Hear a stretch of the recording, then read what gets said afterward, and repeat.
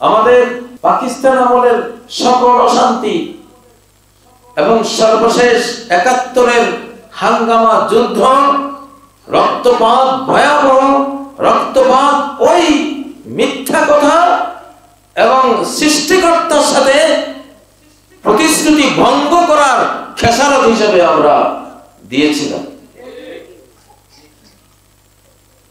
সেই খেসারত বাংলাদেশ আমলেও আমাদের গুনতে হয়েছে, কারণ ওই মিথ্যা থেকে আমরাও রেহাই পাইনি, নিজেদেরকে উদ্ধার করতে পারিনি। সেই মিথ্যা আজও চলমান, সেই মিথ্যা আজও চলমান। এবারে কারো কোনো কথা আমরা নেব না ইনশাআল্লাহ। কারো গদির জন্য আমরা আকাশের শাস্তির ঝুঁকি আমরা নিতে পারি কশিনকালেও না। কারো চুরির সুবিধা করে দেওয়ার জন্য, কারো চাঁদাবাজির সুবিধা করে দেওয়ার জন্য, কারো গদি রক্ষার জন্য এই বাংলাদেশের মানুষ এই মানচিত্র নেয়নি। ৫ই আগস্টের রক্তপাত এই জন্য হয়নি, শহীদের রক্ত এই জন্য ঝরেনি যে আমি বসে বসে চুরি করব। শহীদরা, আবু সাঈদরা রক্ত ঝরিয়েছে, হাজার হাজার কিশোর তরুণ তরুণীরা হাত পা চোখ সহ তারা অঙ্গ হারিয়েছে, মৃতপ্রায় হয়েছে। কিসের জন্য? একটি সুন্দর বাংলাদেশ গড়ার জন্য, বৈষম্যহীন একটা দেশ গড়ার জন্য। বৈষম্য কি?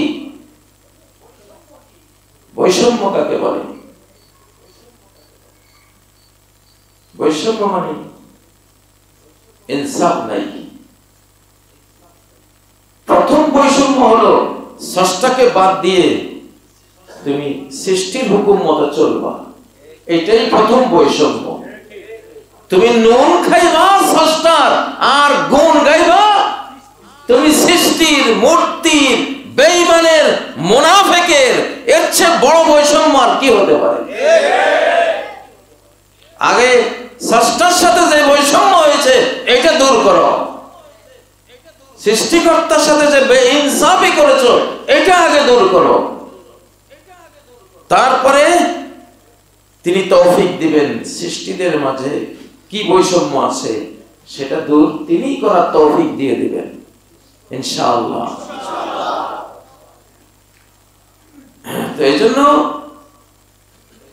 অনেক কথাই কানে আসে, অনেকের কাজকর্ম চোখে আসে, দেখি।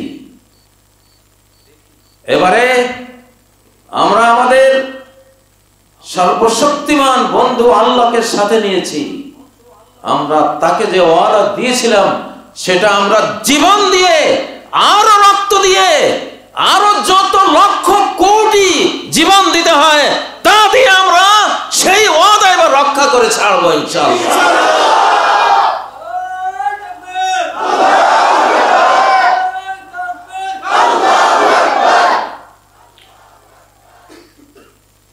আমাদের এই বাংলাদেশ শাহজালালদের বাংলাদেশ, শাহপরানদের বাংলাদেশ।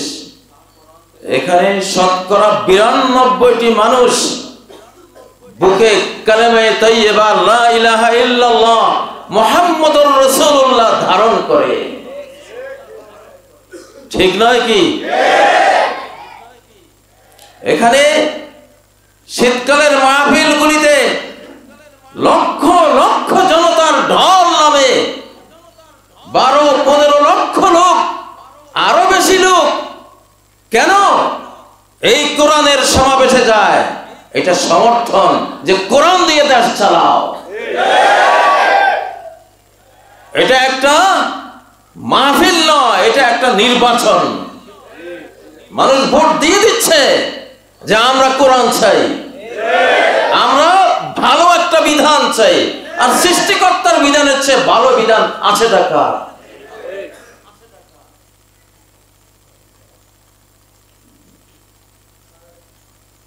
প্রিয় ভাইরা,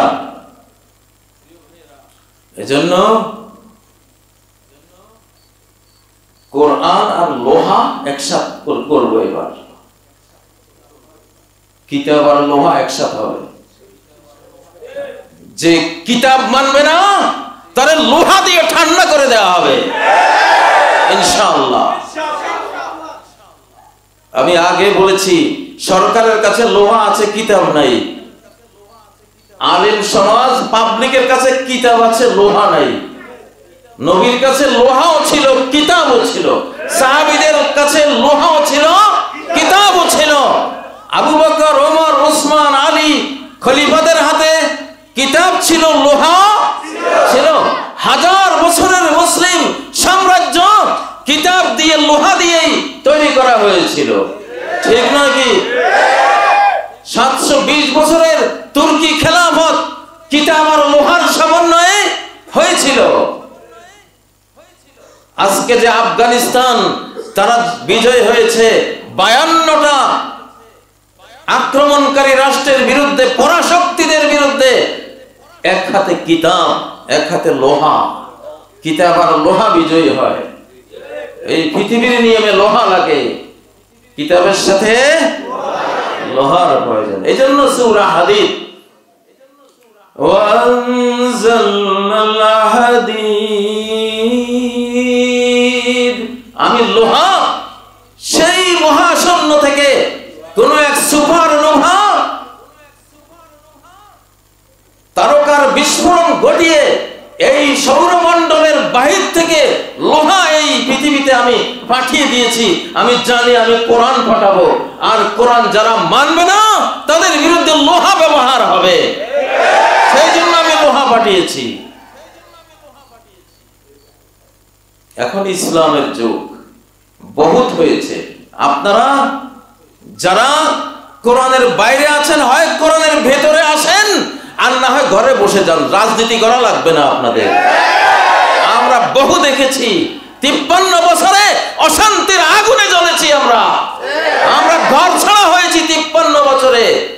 আমরা দেশান্তরিত হয়েছি, গুম হয়েছি, কারারুদ্ধ নির্যাতিত হয়েছি। আমরা নিজের সর্বস্ব হারিয়েছি, মা বোনরা ইজ্জত হারিয়েছে। স্বাধীন 71-এর স্বাধীনতায় 9 মাস কষ্ট করেছি, আর স্বাধীন বাংলাদেশে 53 বছর আমরা কষ্ট করেছি। 17 বছর অকথ্য নির্যাতনের বিলাপ গাথা আমাদের নির্যাতনের দ্বারা লিপিবদ্ধ হয়েছে। আর আমরা সহ্য করব না ইনশাআল্লাহ। আমাদের কোনো শক্তি নেই, নিজের বলে কথা বলি না। আমাদের বল আমাদের শাহানশাহ, আমাদের শক্তি আমাদের রাজাধিরাজ, আমাদের পাওয়ার আমাদের সৃষ্টিকর্তা, ক্রিয়েটর, যিনি মহা বিশ্বের, তিনি স্রষ্টা, পরিকল্পক, নিয়ন্ত্রক, ওনার, সবকিছুর মালিকানা যার। আমরা তার বলে কথা বলছি। আমাদের সামনে দাঁড়াবার কোন সাহস কেউ দেখাবেন না। কেউ সামনে আসবেন, আকাশ থেকে আপনাকে সরিয়ে দেওয়া হবে ইনশাআল্লাহ। আমরা আকাশের সাথে আছি, আমরা আল্লাহর সাথে আছি, আমরা কোরআনের সাথে আছি। কোরআন আর লোহা একসাথ হবে। এখন বাংলাদেশে আমরা, আমাদের সরকারও বলেছে, সেনা প্রধানও বলেছে, ওকে তোমাদেরকে লোহা দেবো, আমরা এবার ট্রেনিং দিয়ে দেব। আমরা ধন্যবাদ জানাই ইউনূস সরকারকে, ধন্যবাদ জানাই সেনা প্রধানকে। তারা এই জিনিসটি তাদের ব্রেইনে অন্তরে নিয়েছে, তারা ওয়াদা করেছে। আমরা চাই কারো ভ্রুকুটি দেখে ওয়াদা থেকে সরে আসবেন না। বাংলাদেশের প্রতিটি শিশু বাংলাদেশ রক্ষার মুক্তিযোদ্ধা, বাংলাদেশের প্রতিটি কিশোর তরুণ এক একজন মুক্তিযোদ্ধা, বাংলাদেশের প্রতিটি নারী দেশ রক্ষার এক একজন মুক্তিযোদ্ধা। তারা যুদ্ধ করবে কোরআন হাতে নিয়ে ইনশাআল্লাহ। কোরআন ছাড়া যুদ্ধ করে দেখেছি, কোরআন ছাড়া দেশ চালিয়ে দেখেছি, কোরআন ছাড়া আমরা বহু অর্থনীতি আমরা পরীক্ষা করে দেখেছি, কোরআন ছাড়া বহু তন্ত্র মন্ত্র, সমাজতন্ত্র, তারপরে সেকুলারিজম, গণতন্ত্র, কত কত তন্ত্র আমরা পরীক্ষা করেছি, কোনটাই আমাদেরকে শান্তি দিতে পারেনি। এবার সময় হয়েছে, এবার আমরা দেখব আল কোরআনকে।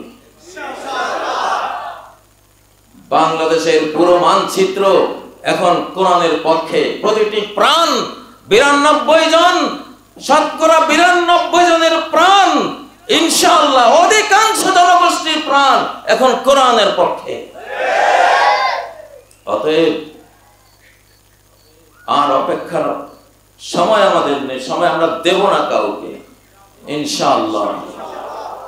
আমাদের শক্তি হলো লা ইলাহা ইল্লাল্লাহ, লা ইলাহা ইল্লাল্লাহ। There is no God, there is no ma'bud, there is no murti, there is no Ganesh, there is no Lat, Manat, Uzza, there is no Shiv, Narayan, there is no Lord but Allah।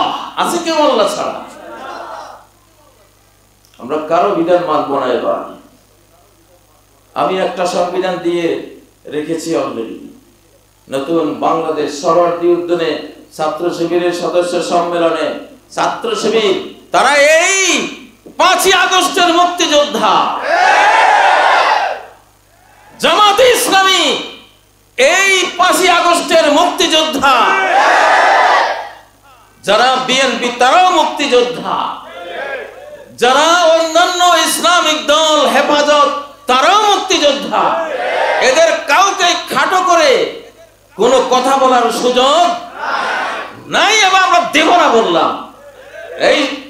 এইসব কটূক্তি এবং অন্যায় মিথ্যাচার যারা করবে এই বাংলাদেশে তারা রিজেক্ট হয়ে যাবে, তারা পরিত্যক্ত হয়ে যাবে, তারা ব্যাকডেটেড হয়ে যাবে। এই জাতি তাদের গ্রহণ করবে না ইনশাআল্লাহ। সম্মানিত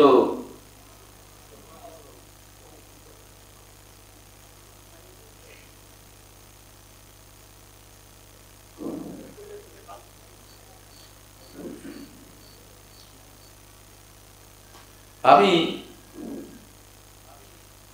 আজকে সূরা আল বাকারার যে আয়াতগুলি তেলাওয়াত করেছি, এখানে 5টি দফা আছে। কয় দফা? 5 দফা। আজকে আমার কোরআনের সব দফাই আমরা মানতে হবে। আজকে দেশের জনগণের জন্য, স্বাধীন বাংলাদেশের জন্য, বাংলাদেশের টেকনাফ থেকে তেতুলিয়ার জন্য, বাংলাদেশের প্রতিটি মুসলিম জনগোষ্ঠীর সদস্যের জন্য এই 5টি দফা আজকে বর্ণনা করছি। আলিফ লাম মিম।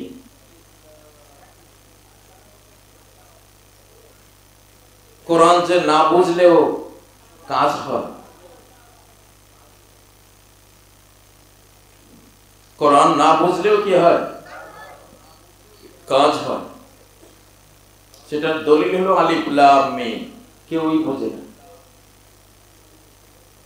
আলিফ লাম মিম। কেউ বোঝে? আল্লাহ বোঝেন, তিনি তার নবীকে বুঝিয়েছেন। আমরা এটা বুঝি না। তার মানে কোরআন এমন এক পাওয়ারফুল, এমন এক স্পিরিচুয়াল কিতাব, তুমি পড়ে যাও তোমার প্রাণ বুঝে নেবে এখানে কি হতে পারে। মনের ভিতরে সে আবেগ তৈরি হয়ে যাবে। তুমি ঈমান দিয়ে রিসিভ করো কোরআনকে। আমাদের বুড়ো বুড়িরা কোরআন পড়তো, কিছুই বুঝতো না, কিন্তু আমরা যারা বুঝি তাদের চেয়ে বেশি কাঁদতো। তারা কোরআন হাতে নিয়ে 2 চোখের পানি ফেলে বুক ভাসিয়ে দিত। আমেরিকার এক মেয়ে বলছে যে আমি কোরআন শুনলে চোখের পানি আসে। পৃথিবীর কোন বই শুনে তো আমার চোখের পানি আসে না।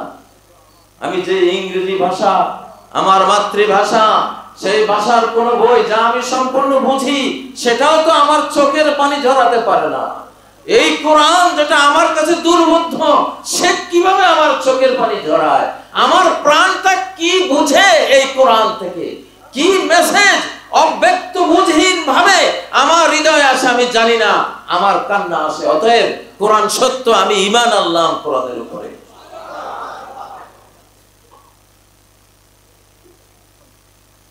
কিন্তু আমাদের বুঝে চেষ্টা করতে হবে। চেষ্টা করেও কি আপনি সবটা বুঝবেন? এটা এক অনন্ত অনন্ত সাগর। সারা জীবন পড়লাম, সেই মক্তব থেকে শুরু করে আজকে 63 বছরে পদার্পণ করলাম, এখনো মনে হয় যেন সূরা ফাতিহা বুঝলাম না। মানে তুমি বুঝবা কতটুকু বুঝবা, এটা বুঝের তো কোনো শেষ নাই। এটা যে বুঝের শেষ নাই, এটার একটা দলিল হলো তুমি যতই শুনো কোরআন কোনোদিন তোমার কাছে পুরনো মনে হবে না। এটা শোনারও শেষ নাই, অতএব বুঝারও কি শেষ নাই। গান একটা কোন মজলিসে 10 বার কেউ গাইলে মারামারি শুরু হয়ে যাবে যে এটা কি করলাম, গান কি আর নাই, ঠিক নয় কি? কিন্তু ইমাম সাহেব তারাবির মধ্যে 29-30 বার সূরা ফাতিহা পড়ে, কারো কাছে বিরক্ত লাগে না। মানে যত পড়বা তত আরো বেশি আকর্ষণ। তার মানে যেটা শুনতে এরকম আকর্ষণ জাগে, কখনো লা ইয়াখলাকু মিন কাসরাতির রাদ্দি, যত বেশি পড়বা ততই এটা নতুন হয়ে যাবে, পুরনো করার সাধ্য তোমার নাই। কেন পুরনো হবে না? কারণ এটার অর্থের কোনো শেষ নাই, মর্মের কোনো শেষ নাই, ব্যাখ্যা বয়ানের কোনো শেষ নাই, এর আবেদনের কোনো শেষ নাই। তুমি এটাকে শোনা দিয়ে শুনে শুনে কিভাবে তুমি বিরক্ত হবা, আকর্ষণ কিভাবে কমাবা, সাধ্য নাই তোমার, আকর্ষণ যাবে না কখনো।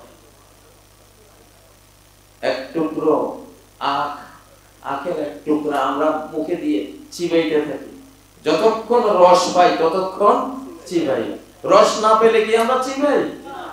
বুঝাই যায় কোরআনের রসটা অনন্ত রস। একটা আয়াতেই 7 সমুদ্র 13 নদীর চেয়েও বেশি রস। এজন্য যত চিবান, এক এক জিনিসের চিবানো এক এক রকম, আখের চিবানো এক রকম, ওটা দাঁত দিয়ে চিবায়। কোরআনের চিবানো আরেক রকম, জিহ্বা দিয়ে চিবায়, নাকি ব্রেন দিয়ে চিবায়, হৃদয় দিয়ে এটাকে চেষ্টা করা হয় রস নেওয়ার জন্য। যেহেতু এটা রসের কোনো শেষ নাই, এজন্য এটা চিবানোরও কোনো শেষ নাই, এজন্য কেউ ফেলতে পারে না। আল্লাহু আকবার। প্রিয় ভাইরা, যালিকাল কিতাবু লা রাইবা ফীহি, যালিকাল কিতাব, ওইটা কিতাব, ওই কিতাব, এই কিতাব না, ওই কিতাব, এর মধ্যে কোনো সন্দেহ নেই। ওই কিতাব,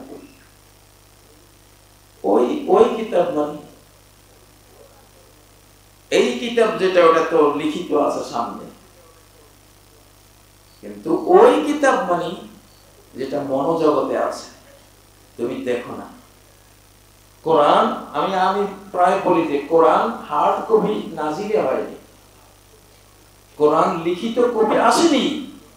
তাওরাত, জাবুর, ইনজিল, অন্যান্য আসমানি সংবিধানের মতো কোরআনিক সংবিধানটা এসেছে অন্তরে, অন্তরে। এই জন্য ওই কিতাব অন্তর্জগতে আছে। তো তোমার কাছে যেটা তুমি দেখো লিখিত, এটা তো হলো হার্ড কপি। আদতে কোরআন তো তাওরাত না যে হার্ড কপি নাজিল হয়েছে, এটা জাবুর না যে হার্ড কপি এসেছে, এটা ইনজিল না যে হার্ড কপি এসেছে, এটা এসেছে অন্তর copy, soft copy, electronic copy, এটা এসেছে নূরানী কপি। এজন্য ওই কিতাব দূরে আছে, মনোজগতে আছে। যালিকাল কিতাব, যিনি কোরআনের হাফেজ, তিনি আসল কোরআন, তিনি প্রকৃত কোরআন, কোরআনের এক কবি। এক একটা হাফেজ এক একটা কোরআনের কবি। এটা এই উম্মতের মর্যাদা আল্লাহ দিয়েছে। এই জন্য তাওরাত, জাবুর, ইনজিল কেউ হাফেজ হয় না, ওই মর্যাদা আল্লাহ কাউকে দেননি। তাওরাত, জাবুর, ইনজিলের ক্ষেত্রে মর্যাদা হলো যে পাথরের ফলকে লেখা, ওটার মর্যাদা অনেক সম্মানিত। কিন্তু এই কোরআন লেখা এইখানে, এটা হলো তার ফরক। বাল হুয়া আয়াতুম বাইয়িনাতুম ফি সুদুরিল্লাযিনা উতুল ইলম, এটা হলো খোলা ক্লিয়ার ভার্সেস, সুস্পষ্ট আয়াত। সুদুরিল্লাযিনা উতুল ইলম, ওরা আমাদের সিনার মধ্যে। আল্লাহু আকবার। কোরআন থাকে কোথায়? গিলাফে। যেটা প্রকৃত কোরআন গিলাফেরটা না, প্রকৃত কোরআন সিনারটা, কলমটা। কলম থেকে ওটা লেখা হয়েছে, নবীজির কলম থেকে ওটা লেখা হয়েছে। ওইটাও হুবহু এই কোরআনে, বাট ওটা হার্ড কপি, আর এটা হলো নুরানি কপি। ওটা হলো হার্ড কপি, এটা হলো নুরানি কপি, সফট কপি। পাওয়ার কোনটা বেশি? নুরানি, কারণ এটা থেকে ওটা লেখা হয়েছে, ওইটা থেকে এটা আসে নাই। নবীজি সিনায় আসছে জিব্রাইল থেকে, জিব্রাইলের কাছে আসছে আল্লাহ থেকে। আল্লাহ, তারপরে জিব্রাইল, তারপরে মুহাম্মদ সাল্লাল্লাহু আলাইহি ওয়াসাল্লাম, তারপরে সাহাবায়ে কেরাম, তারপরে তাবেঈন, তারপরে তাবে তাবেঈন, এরপরে যুগ যুগান্তর হতে হতে হাফেজদের সিনা বাসিনা, হার্ট টু হার্ট, হৃদয় থেকে হৃদয় হতে হতে আমাদের পর্যন্ত এসেছে। আল্লাহু আকবার। এই জন্য জালিকাল কিতাব, ওই কিতাব, ওইটা আসল, অন্তরে ধারণ করো। কিতাব রয়েছে হার্ড কপি, তোমার কি উপকার হবে তাতে? আমল করতে হলে তো এইখানে নিতে হবে। এই জন্য প্রত্যেক হাফেজ এক একটি কোরআন। এই জন্য হাফেজদেরকে সম্মান দিতে হয়। যার অন্তরে যতটুকু কোরআন আছে তিনি ততটুকু কোরআন। এটা স্পষ্ট করে আল্লাহ বলেছেন সূরা তালাকের 10-11 নম্বর আয়াত, قد أنزل الله إليكم ذكرا, কাছে একটি জিকির, একটি কোরআন নাযিল করেছেন। সেই কোরআনটি কি, সে জিকির কি, কোরআনের সেই কবিটি কি? 11 নম্বর আয়াত, রাসূলা। আল্লাহু আকবার। জিকরার বর্ণনা, জিকরা, জিকির কি? রাসূল, রাসূল নিজে জিকির, রাসূল নিজে কোরআন, জীবন্ত কোরআন, চলমান কোরআন। আল্লাহু আকবার।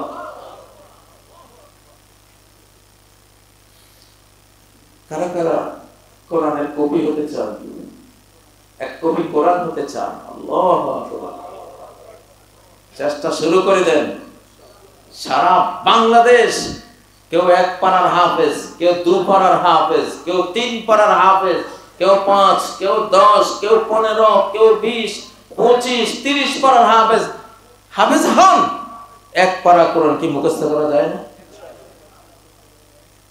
সংকল্পের সাধন কিংবা শরীর পতন, সংকল্প করে নামলে কোরআন আপনার সাথী হয়ে যাবে ইনশাআল্লাহ। আমি তো 1993 সালে যখন আমি হাদিস পড়াই জামিয়া কাসেমিয়ায়, তখন আমি 36 দিনের একটা অভিযান চালিয়ে আমি হাফেজ হয়েছি। সংকল্পের সাধন কিংবা শরীর পতন, হয় মরে যাবি আর না হয় হাফেজ হয়ে বের হবি। মরি নাই আলহামদুলিল্লাহ, হাফেজ হয়ে বের হয়েছে। এখানে বাংলাদেশে 25 লক্ষ হাফেজ আছে, কোরআনের 25 লক্ষ সফট কপি আছে বাংলাদেশে, নুরানি কপি আছে বাংলাদেশে আলহামদুলিল্লাহ। এটা হলো ফুল কোরআনের কপি। আর 1 পারা, 2 পারা, 3, 5 পারা তো আমার মনে হয় কোটি কোটি হাফেজ আছে আলহামদুলিল্লাহ। যালিকাল কিতাবু লা রাইবা ফীহ, এমন কিতাব, এই কিতাব পড়লে কোনো অশান্তি লাগে না।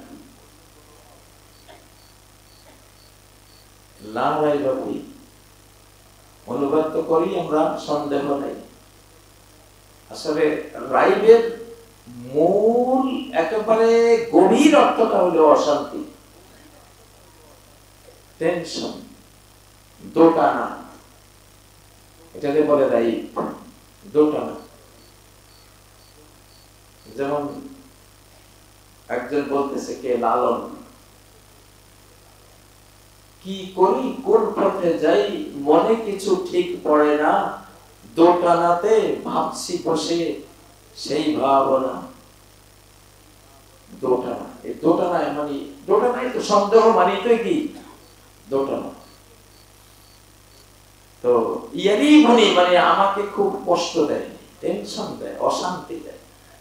কোরআন পড়লে অশান্তি আসে, বরং শান্তিতে ঘুম আসে, ঠিক না?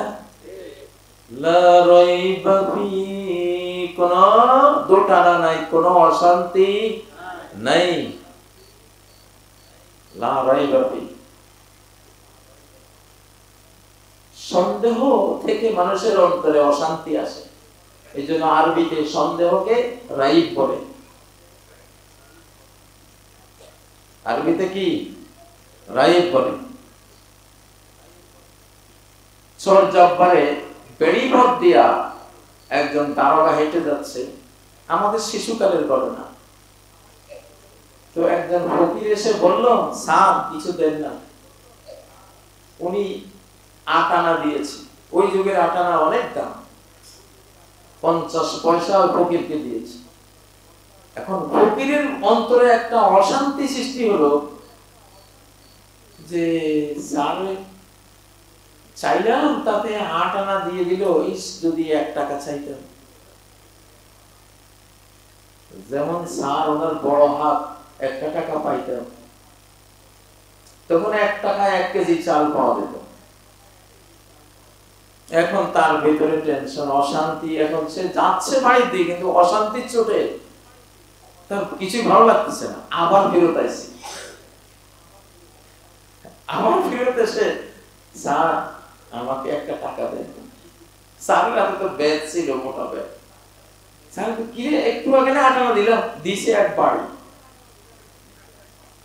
হ্যাঁ, ডলতে ডলতে যাক, অশান্তি দূর হয়েছে। এই যে স্যারের বাড়িটা, এই বাড়িতে আমার যে ভিতরে একটা সন্দেহ, দোটানা, এটা অশান্তি, ঠিক না? অশান্তি দূর হয়েছে, এইটারে বলে রাইব। লা রাইবা ফি, সত্য কথা যেটা, এটা শুনলে শান্তি আসে অন্তরে। আর মিথ্যা কথা শুনলে কি, এই আল্লাহ এটাই কইছে, লা রাইবা ফি, আমার এই কিতাব আগা বড় সত্য, তোমার অন্তরে কোনো অশান্তি আমার কোরআন পড়লে আসবে না, বরং শান্তি পেয়ে যাবে তুমি। সুবহানাল্লাহ। যেহেতু সন্দেহ থেকে অশান্তি তৈরি হয়, এই কারণে আরবি ভাষায় সন্দেহকে রাইব বলা হয়। রাইব, ইয়ারিবুনি। আয়েশা বলেন, গায়রা আন্নি ইয়ারিবুনি মিনহু আন্নি লা আজিদুল লুতফাল্লাযী কুনতু আজিদুহু ইনদামা কুনতু মারিদা। যে আমাকে যখন মুনাফিকরা অপবাদ দিল, হযরত আয়েশার অপবাদ মুনাফিকরা দিয়েছে, বিখ্যাত অপবাদ। তো আয়েশা বলে যে নবীজি একটু আমার বিরুদ্ধে অপবাদ শুনে স্বামী হিসেবে তিনিও একটু অশান্তিতে পড়ে গেছেন। তা আমি রুগ্ন হলে নবীজি আমার কাছে আসতে, এসে কত স্নেহ মায়া দিয়ে আমাকে সুস্থ করে তোলার চেষ্টা করতেন। কিন্তু এইবার আমি জ্বরে আক্রান্ত, অস্থির, কিন্তু নবীজি এসে সেই আগের মায়াটা দেখাচ্ছেন না, সেই স্নেহটা আমাকে দিচ্ছেন না। তো এটা আমার একটা অশান্তি, ইয়ারিবুনি, আমার ভিতরে একটা অশান্তি তৈরি হলো। কি হলো, কি ভুল করলাম, কি ঘটনা ঘটলো যে নবীজি আগের মতো আমাকে সেই মায়াটা দেখাচ্ছেন না। এই ইয়ারিবুনি শব্দে রাইব আর ইয়ারিবুনি একই শব্দ। কথা বুঝে আসছে?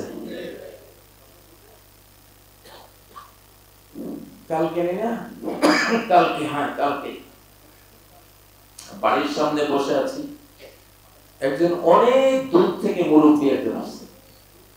কোন হুজুর, 2টা কথা আপনার মুখ দিয়ে শুনতে আসছে। অন্যরা কয় ঠিকই, আমার অশান্তি লাগে। আমি জানি আপনার মুখ থেকে শুনলে আমার শান্তি আসবে, কারণ আপনি দলিল ছাড়া করেন না। কালকের ঘটনা। তো বললাম কি, কয় যে ইসলামী ব্যাংকে ডিপিএস রাখলে এটা হালাল কিনা। 2 নম্বর, তসবিহ পড়লে গুনাহ হবে কিনা? তসবিহ ওই যে দানা দানা তসবিহ পড়া যায় কিনা, পড়লে গুনাহ হবে কিনা? আপনার মুখে একটু শুনতেছে না, এটা তো সাহাবীরা দানা দিয়া, হযরত আবু হুরায়রা সহ উম্মে সালমা রাদিয়াল্লাহু আনহা সহ সাহাবীদের মধ্যে আমলটা ছিল। অনেক তাসবিহ যারা পড়ে হাজার হাজার, তাদের তো একটা বড় ইয়া লাগে। যদিও এটা সুন্নাত, 100 বা 33 পড়ার জন্য হাতের যে করগুলো আছে, তাই না, আঙ্গুলের রেখা, এটা দিয়ে এটা সুন্নাহ। নবীজি বলেছেন যে ওয়াকিদনা বিল আনামিল, তোমরা আঙ্গুলের রেখায় গনে গনে তাসবিহ পড়ো। ফা ইন্নাহুন্না মুস্তানতাকাতুন ওয়া মাসউলাত, এগুলিকে জিজ্ঞাসা করা হবে এবং সওয়াল করা হবে যে তোমাদেরকে দিয়ে তাসবিহ পড়েছে কিনা এই লোকটা। তো এটা হলো বলছে না, কিন্তু ওইটাও কি আছে, জায়েজ আছে, কোনো গুনাহ নাই, আপনি পড়েন। তো সেগুলোর দাগ শান্তি পাইলাম। আর কি ডিপিএস করলে হালাল কিনা? হ্যাঁ, এটা ইসলামী ব্যাংকে যদি করেন, ইসলামী ব্যাংক মানে তো হালাল ব্যাংক। হালাল ব্যাংকে যদি হালাল না পান, তাহলে হালাল পাবেনটা কোথায়? আপনি বুঝিয়ে দিলাম আপনাকে, কয় যাক আলহামদুলিল্লাহ, আমার শান্তি পাইলাম। তো আসলে সন্দেহ থাকলে কি হয়? অশান্তি। আল্লাহর কোরআনে কোনো সন্দেহজনক কথা আছে? সব কিছু পাওয়ারফুল সত্য। আল্লাহু আকবার। এইজন্য চোখের পানি আসে। এইজন্যই মানুষ যে কোরআন শুনে তার মনটা শান্তি আসে। গানের মজলিসে কারো ঘুম আসে না, কোরআনের মজলিসে ঘুম আসে, এখানে শান্তি আসে, তাই না? একটা যদি তোষক বিছিয়ে দেন, সুন্দর ফরশ বিছিয়ে দেন, একেবারে ফুলের তোড়া দেন, নতুন গালিচা বালিশ দিয়ে দেন, শুলে ঘুম আসবে না? আর যদি বিছানার মধ্যে মান্দার কাটা, গুঁজি কাটা, খেজুরের কাটা বিছিয়ে দেন, আর বলেন যে ঘুমাও এখানে, মান্দার কাটার উপরে ঘুমাইতে পারবেন কি? পারবেন? তো গান তো হলো যে মান্দার কাটা বলি, মানুষের অন্তরের মধ্যে মান্দারের মতো গাঁথে। এই জন্য গানের মজলিসে কি নাই? ঘুম নাই, হৃদয় শান্তি পায় না। তো এটা হলো লা রাইবা ফি, কোরআন।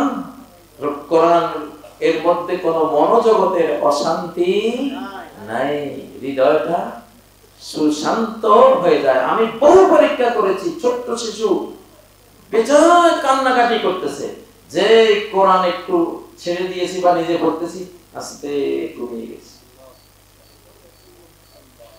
ঘুমিয়ে গেছে। শান্তি। কোরআন কি শান্তি, শেফা। কোরআন শেফা কেন? কেন শেফা? এটা যে পাওয়ারফুল এবং সত্য, বাস্তব জিনিস, জীবন ঘনিষ্ঠ জিনিস। আমার জেলখানার কথা মনে পড়ে। একটা বিড়ালের বাচ্চা, মানে অর্ধেক মরে গেছে শরীরটা। এখন কিছু কিছু আমার ভাইয়েরা বললো যে বিড়ালটা মারা যাচ্ছে। তো আমি বললাম যে দেখি ওর একটা ফু দেই আমি কোরআন দিয়ে, অত নিষ্পাপ। তো যদি ওর হায়াত থাকে তাহলে বেঁচে যাবে। সত্যি আমি সূরা ফাতিহা কয়েকবার পড়ে ওরে ফু দিলাম। পরে বিকেলের দিকে দেখি ও খেলতেছে, কি সুন্দর, অর্ধেক বডি মরে গেছিল, পরে দেখেছি সে খেলতেছে, মানে জীবন। এইটা কোরআন সত্য, জীবন ঘনিষ্ঠ, প্রাণবর্ধক, রূহ আফজা। এই জন্যই লা রাইবা ফি, কোরআনের মধ্যে কি নাই? সন্দেহ নাই, মানে কোনো অশান্তি নাই। অশান্তি আসে মিথ্যা থেকে, এখানে কোনো মিথ্যা নাই। হুদাল লিল মুত্তাকিন, মুত্তাকিনদের জন্য হেদায়েত। মুত্তাকিন কে? মুত্তাকিন হলো, মুত্তাকিনের মূল শব্দটা হলো ওয়াকায়া। ওয়াকিউন, ওয়াকায়াতুন মানে নিজেকে সেফ রাখা, বাঁচিয়ে রাখা, দূরে রাখা। যারা খারাপ থেকে, কুফর থেকে, শিরিক থেকে, পাপাচার থেকে নিজেকে দূরে রাখে। দূরে রাখে কেমনে? পাপ থেকে নিজেরে দূরে রাখে কেমনে? পুণ্যের দ্বারা। পাপ থেকে দূরে সরায় কি দিয়া? পুণ্যের দ্বারা। কুফর থেকে দূরে সরায় কি দিয়া? ঈমান দিয়া। শিরিক থেকে দূরে রাখে কি দিয়া? তাওহীদ দিয়া। শিরিক থেকে দূরে রাখে কি দিয়া? তাওহীদ, একত্ববাদ দিয়া। মুনাফিকি থেকে দূরে রাখে ইখলাস দিয়া। এরা হলো এখানে দ্বৈত জিনিস দুইটা। আপনি শ্বাস প্রশ্বাস, শ্বাস প্রশ্বাস, একটা নিতে হলে আরেকটা লাগে, তাই না? শ্বাস নিতে হলে আগে প্রশ্বাসটা আগে ফেলতে হয়, একটা ফেলতে হয়, একটা নিতে হয়, এটা ডাবল, তাই না? কারণ টয়লেট বন্ধ হয়ে গেলে খাওয়া বন্ধ হয়ে যায়, ঠিক না? টয়লেট বন্ধ, খাওয়াও কি? খাওয়া বন্ধ, টয়লেট বন্ধ, এটা ডাবল জিনিস একসাথে চলে। তো মুত্তাকিরা পাপ থেকে দূরে সরে কি দিয়া? পুণ্য দিয়া। পুণ্য দিয়া। দুনিয়া থেকে দূরে সরে আখিরাত দিয়া। গায়রুল্লাহ থেকে নিজেরে বাঁচায় আল্লাহকে দিয়া, ঠিক না? ডাবল জিনিস। মুত্তাকি, হুদাল্লিল মুত্তাকিন। আসলে তাকওয়ার একেবারে এই যুগ, আমাদের এই যুগটা হলো পারমাণবিক যুগ। একেবারে কণার ভিতরে কি কণা আছে সেটা বের করে আনতেছে, তাই না? একটা ধুলার ভিতরে ইলেকট্রন, প্রোটন, নিউট্রন আছে, ওগুলির ভিতরে কোয়ার্ক আছে, অ্যান্টি কোয়ার্ক আছে, ওগুলির ভিতরে হতে হতে হতে গড পার্টিকেলস, আরো সর্বত সবচেয়ে ক্ষুদ্র ক্ষুদ্র কণা আছে। এই যুগের মানুষ বিজ্ঞান দিয়ে সেই পর্যন্ত পৌঁছে গেছে। ধর্মের ক্ষেত্রে ওই পর্যন্ত যেতে হবে না, সেই পর্যন্ত যেতে হবে, সেই সূক্ষ্ম পর্যায়ে যেতে হবে। মুত্তাকি হলো যাদের এই হৃদয়ের ভিতরে আকাশ নাই, জমিন নাই, তার ঘর বাড়ি নাই, তার এই হৃদয়ের ভিতরে বউ বেটির স্থান নাই, তার পিতৃপুরুষের স্থান নাই, যে আটটা জিনিস দিয়ে মানুষ শিরিক করে। কুলিন কানা আবাউকুম ওয়া আবনাউকুম ওয়া ইখওয়ানুকুম ওয়া আজওয়াজুকুম ওয়া আশীরাতুকুম, সূরা তাওবা 24 নম্বর আয়াতে তোমাদের বাবা, তোমাদের ছেলে মেয়ে, তোমাদের ভাই, তোমাদের স্ত্রী, তোমাদের গোত্রের স্বজনরা, তারপর তোমাদের সম্পদ, তোমাদের ব্যবসা বাণিজ্য, তোমাদের বাসভবন, এই আটটা কিন্তু মাবুদ। যদি আল্লাহ থেকে বেশি ভালোবাসেন, যদি রাসূল থেকে বেশি ভালোবাসেন, এই আটটাই আপনার মূর্তি। তো মনোজগতে যাদের এগুলি নাই, আছে আল্লাহর প্রতি ভালোবাসা, হৃদয়ে তার আছে আল্লাহর প্রতি ঈমান, তার হৃদয়ে সে রেখেছে আল্লাহর ভয়, তার হৃদয়ে সে রেখেছে আল্লাহর কাছে আশা ভরসা, এগুলিকে এরা হলো প্রকৃত মুত্তাকি। হুদাল্লিল মুত্তাকিন, এটা হেদায়েত করে কাদেরকে? মুত্তাকিনদেরকে, যারা মনটাকে গায়রুল্লাহ থেকে বাঁচিয়ে রাখে, মনটাকে গায়রুল্লাহ থেকে বাঁচিয়ে রাখে। যখন মৃত্যুর শয্যায় পড়ে যাবেন আপনার এই মনে, তখন দেখবেন আপনার যে 5 তলা বিল্ডিং এটা নাই, হারিয়ে গেছে। মৃত্যুর শয্যায় দেখবেন আপনার ব্যাংকে কয়শো কোটি টাকা আছে, নাই, মন থেকে ছুটে গেছে, আপনার স্ত্রী ছুটে গেছে, ছেলে মেয়ে কেউ নেই। তখন শুধু আল্লাহ। কত দেখেছি মুরব্বীরা মরার সময় মুখ দিয়ে কথা বলতে পারে না, শুধু ইশারা করে উপরের দিকে। তাহলে মানুষ মৃত্যুর আগে বোঝে যে এই মনোজগতে আসলে আল্লাহ ছাড়া কারো স্থান নাই, দিয়েও কোনো লাভ নাই, যাকেই রাখবো সেটা একদিন চলে যাবে। এরাই হলো প্রকৃত মুত্তাকি। এজন্য নবীজি খুব সচেতন ভাবে এই দোয়াটা প্রতি সকাল সন্ধ্যায় তিনি এটা বলতেন রুটিন মাফিক। আল্লাহুম্মা বিকা আসবাহনা ওয়া বিকা আমসাইনা অবিকা নাহিয়া অবিকা নামুত ওয়া ইলাইকান নুশুর। তোমাকে দিয়েই ভর করি, আমি সূর্য দিয়ে ভর করি না, আমি আকাশ দিয়ে ভর করি না, আমি আলো দিয়ে ভর করি না। যদি এগুলি আছে তুমি দিয়েছো বলে এগুলি আছে, প্রকৃত ভর তুমি ঘটাও, আমি তোমাকে দিয়ে ভর করি। আল্লাহু আকবার। যুদ্ধের ময়দানে বলতেন যদিও অস্ত্র আছে, আমার বাহু আছে, আমি এগুলো দিয়ে লড়ি, বাট আল্লাহুম্মা বিকা আজুরু ওয়া বিকা আসুরু ওয়া বিকা উকাতিল, তোমাকে দিয়েই আমি দৌড়ঝাঁপ দেই যুদ্ধের মাঠে, অবিকা আসুরু তোমাকে দিয়েই আক্রমণ করি, অবিকা উকাতিল তোমাকে দিয়েই লড়াই করি আমি। আল্লাহু আকবার। আমার এই মনোজগতে তুমি ছাড়া এরা, এটা হলো প্রকৃত তাকওয়া। আল্লাহু আকবার।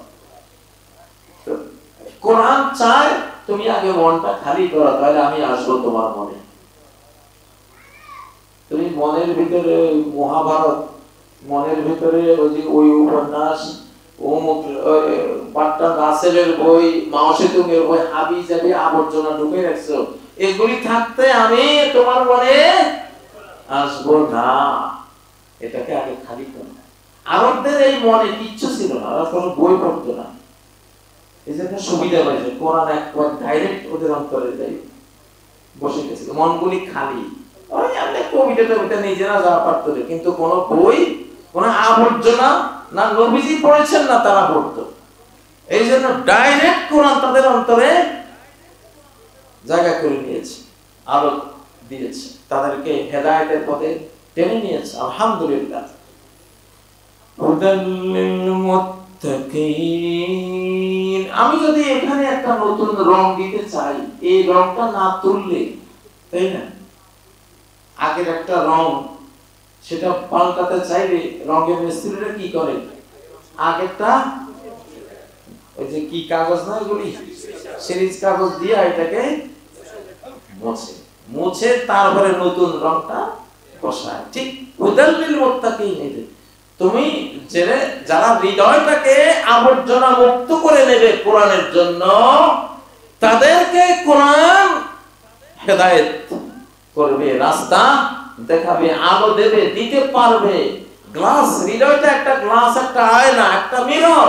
আয়নার উপরে আলকাতরা দিয়ে যদি আপনি ওখানে লাইট মারেন, আয়নার উপরে আলকাতরা লেপে যদি লাইট মারেন, সূর্যের কাছে ধরেন, রাগ হয়ে দিলেন, আয়নাটার একটা আশা, সূর্য দেখা যায় না। আর ভাই তুমি আলকাতরা সরাও না আগে, ঠিক না?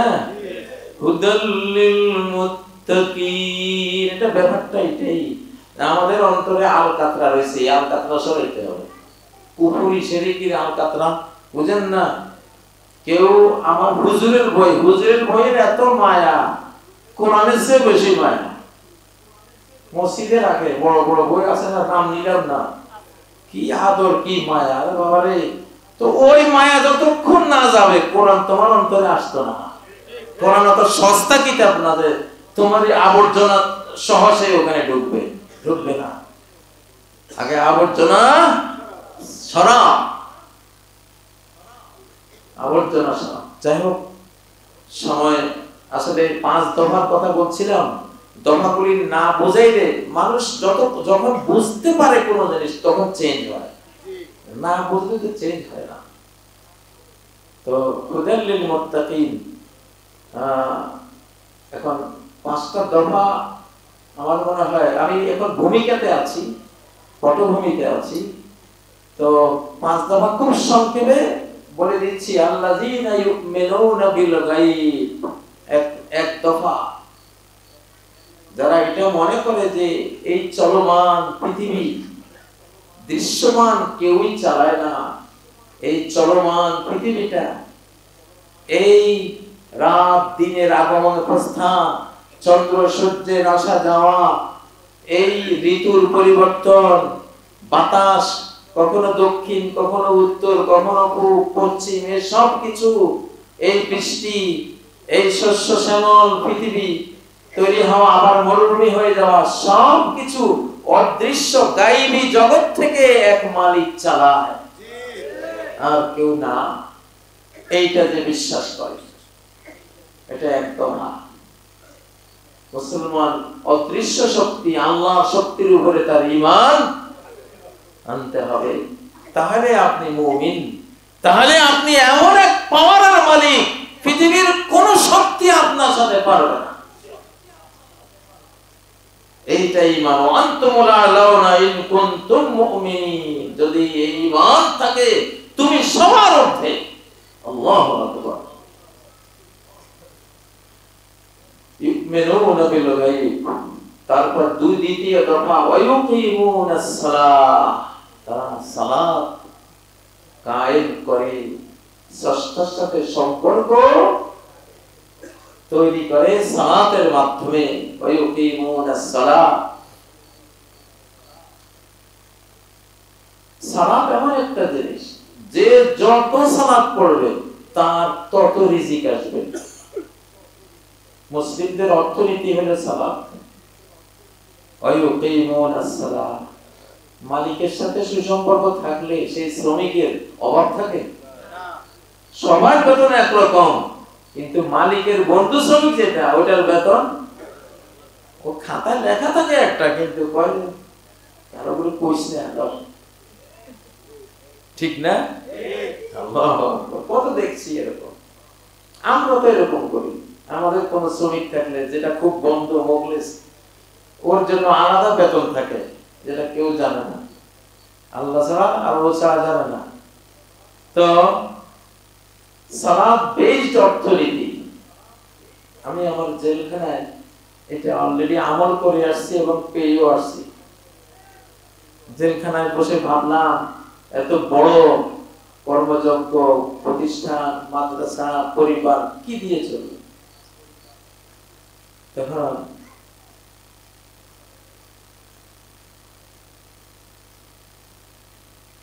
সেখানে আসলে বাংলাদেশটা হয়েছে কি,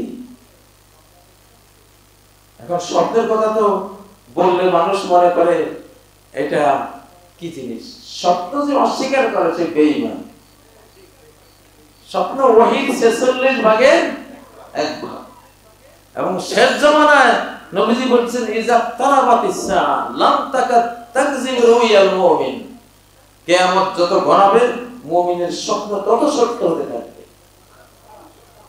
যাই হোক, একটা নির্দেশনা পেয়ে পরে কোরআনের মধ্যে নজর দিলাম, দেখি কোরআন সূরা তাহা একেবারে শেষ পৃষ্ঠায় আল্লাহ বলতেছেন, ওয়া'মুর আহলাকা বিস-সালাতি ওয়াসতাবির আলাইহা, তোমার পরিবার পরিজনকে সালাতের নির্দেশ দাও আর নিজেও সালাতের উপরে কঠিনভাবে ধৈর্য ধরে সালাত পড়ো।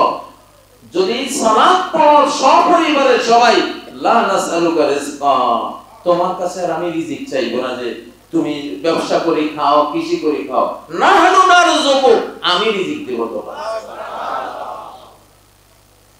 মেরাজে যখন 50 ওয়াক্ত সালাত ফরজ করা হয়েছিল, আল্লাহ কি জানতেন না 50 ওয়াক্ত ফরজ করলে 24 ঘন্টায় আর কোনো সময় থাকবে না রুজি রোজগারের? আল্লাহ জানতেন না? বিষয়টা কি ছিল? যে সালাত পড়লে আর রুজি রোজগার লাগবে না। তোমার আকাশ থেকে, যে আকাশের মালিককে তুমি সেজদা দিতে দিতে দিন শেষ করবা, সে আকাশের মালিক ডাইরেক্ট তোমাকে খাওয়াবে। কাবা শরীফে যান, কি আছে কাবা শরীফে? সালাত ছাড়া মরুভূমি, কিচ্ছু নাই ওখানে, কোন ফল ফসল কিছু উৎপাদন হয় না, একমাত্র সালাত সারা পৃথিবীর রিজিক ওখানে টেনে নিয়ে যাচ্ছে। আপনার আম বাগানে কি, আমাকে ওখানে দেখেন দোকানে দোকানে আমের বন্যা, আঙ্গুরের বন্যা, কমলা, আপেল, ফল মূল, রিজিক কোনটা নাই? আল্লাহু আকবার। সালাতে টেনে দিচ্ছে। ওয়ায়ুকিমুনাস সালাহ, সাহাবায়ে কেরাম এই সালাত দিয়ে 25 বছরে এমন অর্থনীতি অর্ধ পৃথিবী জুড়ে তৈরি করেছিলেন যে যাকাত দেওয়ার লোক আছে, খাওয়ার কোনো লোক নেই। সালাতের সাথে যাকাতের উল্লেখ কেন হয়? এজন্য হয় যে সালাত যদি তুমি ঠিকঠাক মতো ফরজ, নফল, মুস্তাহাব, বিতির, তাহাজ্জুদ, ইশরাক, দোহা সব যদি পড়া শুরু করো, তাহিয়াতুল ওযু, তাহিয়াতুল মসজিদ, সালাত যদি এভাবে পড়ো, তাহলে যাকাত দেওয়ার মালিক হবে, যাকাত দেওয়ার এবিলিটি চলে আসবে। আল্লাহু আকবার। মানুষ এই সালাত আর যাকাতকে ভিন্ন ব্যাখ্যা করে, ঠিক আছে, ব্যাখ্যা তো অনেক দিক, বাট অনেক বড় একটা ব্যাখ্যা এটা যে তুমি সালাত পড়ো, ঠিকঠাক মতো যাকাত দিতে পারো। তুমি ভালো মুসল্লি হলে যাকাত খাওয়া লাগবে না, তোমার যাকাত দিবা তুমি, এতটা তোমার সম্পদ আসবে তোমার কাছে। জেলখানায় অলরেডি পরীক্ষা করে পেয়েছি আলহামদুলিল্লাহ, জেলখানায় আমার খাওয়ার বিল আসতো ২৭,০০০ টাকা। আমরা সালাত পড়তাম, রাত ১:৩০টায় দাঁড়াতাম, এক টানা ৫টা পর্যন্ত সালাত, বাস তাহাজ্জুদ পড়তাম। সেখানে ৪ পারা ৫ পারা করে পড়ে ফেলতাম। তো আলহামদুলিল্লাহ দেখেছি ওখানে পরিবার চলছে, মাদ্রাসা চলছে, স্কুল চলছে, আমিও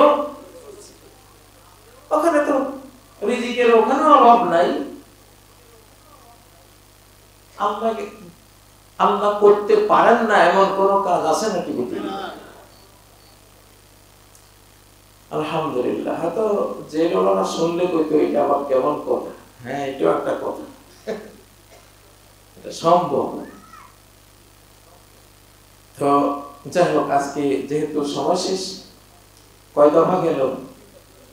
2 দফা, 3 দফা ধরেন, যাকাতেরটাও এসে গেছে, 3 দফা। 4র্থ দফা হলো কোরআনের প্রতি ঈমান আনা, সংবিধান হিসেবে। সংবিধান, আপনাকে ঈমান আনতে হবে যে আমার সংবিধান কি, এবং অতীতের যত আসমানি সংবিধান নাযিল হয়েছে সেগুলিও আমাদের বৈধ সংবিধান, সেগুলিতে এখন অক্ষুণ্ণ নাই, কোরআনে সব বলে দেওয়া হয়েছে। অতএব এই 2 দফা, এরপরে হলো পরকাল, অবিল আখিরাতি হুম ইউকিনুন। দুনিয়াতে বসে নজরটা রাখতে হবে